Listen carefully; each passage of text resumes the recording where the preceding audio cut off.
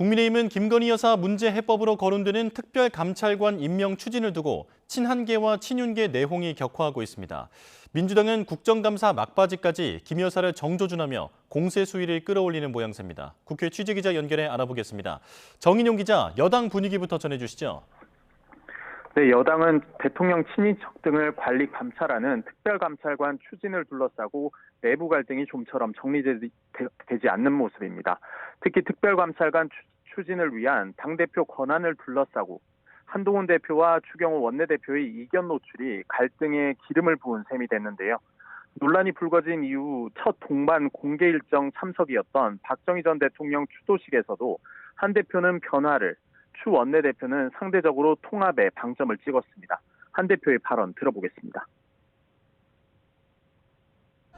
박정희 전 대통령께서 도전정신과 애국심으로 변화와 쇄신을 이끄셨습니다. 저도 우리 국민의힘도 변화와 쇄신의 길로 가겠습니다.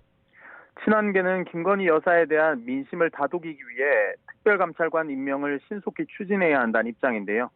친윤계는 민주당이 북한 인권재단 이사를 추천해줘야 특감을 동시에 진행할 수 있다는 게 기존부터 지켜온 당론이라고 반발하고 있습니다.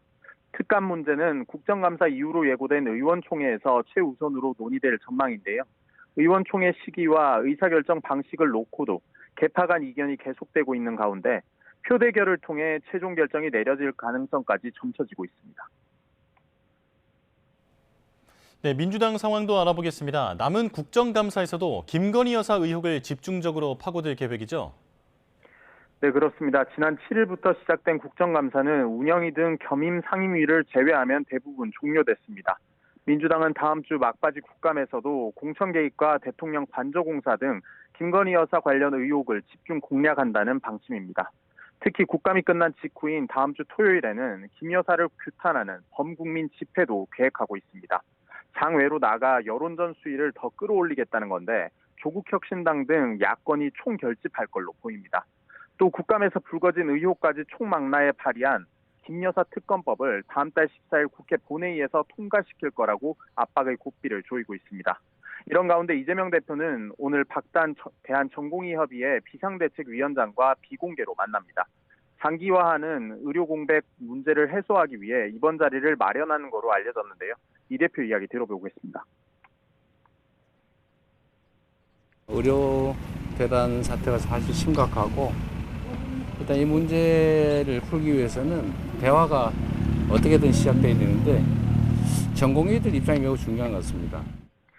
이 대표는 여야 의정 협의체에 전공의 단체 참여를 설득할 거냐는 질문에는 2025학년도 의대 정원을 의제에 포함하지 않으면 의료계가 참여하기 매우 어렵다며 정부의 태도 변화를 촉구했습니다. 앞서 대한의학회 등이 협의체 참여 의사를 밝힌 가운데 국민의힘은 다음 주 협의체 출범을 목표로 하고 있습니다.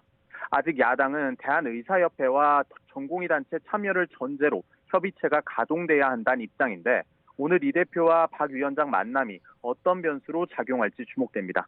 지금까지 국회에서 YTN 정인용입니다.